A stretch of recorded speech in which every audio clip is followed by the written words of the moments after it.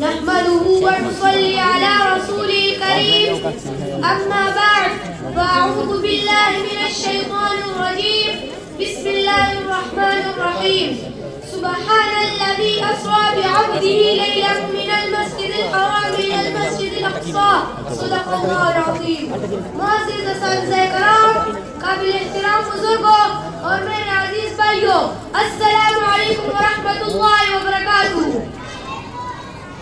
آج میں آپ کے سامنے کوئی آپ موضوع لے کر نہیں کھڑا.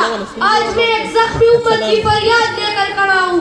آج میں بیت المقدس کی چیخیں لے کر کھڑا ہوں. آج میں فلسطین کے معصوم بچوں کا خون آلود سوال لے کر کھڑا ہوں. کیا فلسطین تنہا ہے یا ہم سب نے اسے تنہا چھوڑ دیا ہے؟ فلسطین جل رہا ہے میرے بھائیوں. فلسطین میں صرف عمارتیں ہی نہیں گر رہی بلکہ وہاں انسانیت کی دیواریں گر رہی ہے. وہاں معصوم بچوں کے کھلونے ملبے تلے دبے ہوئے ہیں. وہاں آزانوں کی آواز بموں کی گنگرج میں دب چکی ہے. کوئی بچہ کفن اوڑھ کر سو رہا ہے تو کوئی ماں بیٹے کی لاش کو سینے سے لگا کر رو رہی ہے. یہ کوئی کہانی نہیں، یہ کوئی فلم نہیں، یہ ہماری امت کی زندہ حقیقت ہے.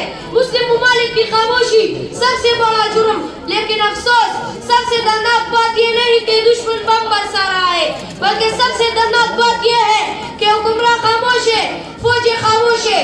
60 سے زیادہ مسلم ممالک، کروڑوں فوجی، لاکھوں مسائل، اور پھر بھی فلسطین کے لیے صرف بیانات. یہ کیسی طاقت ہے، یہ کیسی غیرت ہے، یہ کیسی قیادت ہے؟ طاقت ہوتے ہوئے جو چپ رہے وہ کمزور نہیں بزدل ہوتا ہے. قرآن اور رسول کا سوال میرے بھائیوں، قرآن ہم سے سوال کرتا ہے، اور تمہیں کیا ہو گیا ہے کہ تم اللہ کی راہ میں اور کمزور مردوں، عورتوں اور بچوں کے لیے جنگ نہیں کرتے؟ رسول اللہ صلی اللہ علیہ وسلم فرماتے ہیں مسلمان ایک جسم کی مانند ہے، اور اگر جسم کا ایک حصہ درد میں ہو تو پورا جسم بے چین ہو جاتا ہے. پھر کیوں ہماری نیند آرام سے، کیوں ہمارے دل نہیں کانپتے؟ کیا فلسطین ہمارے جسم کا حصہ نہیں ہے؟ ایک فلسطینی بچے کا سوال ذرا تصور کریں.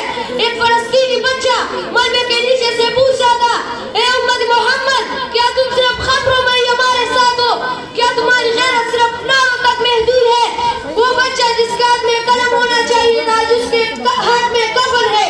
فلسطین کا ہر ذرہ گواہی دے رہا ہے کہ آج امت مسلمہ سوئی ہوئی ہے. جو ظلم کے آگے خاموش ہو جائے تاریخ اسے بھی مجرم لکھتی ہے. لہو بچوں کا گرا ہم تماشائی رہے، لہو بچوں کا گرا ہم تماشائی رہے. یہ کیسی مسلمانی، یہ کیسی بھائی چارہ. بیداری کا وقت اب بھی وقت ہے میرے بھائیوں. اگر ہم ہتھیار نہیں اٹھا سکتے تو کم از کم حق بولے، کم از کم بائیکاٹ کرے، کم از کم ظالم کو ظالم کہے، کم از کم اپنے بچوں کو سچ سکھائے. خاموشی عبادت نہیں ہوتی، خاموشی بعض اوقات ظلم کا ساتھ بن جاتی ہے. میں آج اس اسٹیج سے حکمرانوں سے کہنا چاہتا ہوں کہ اٹھو جاگو، کیونکہ اگر آج فلسطین مر گیا تو کل ہماری باری ہوگی.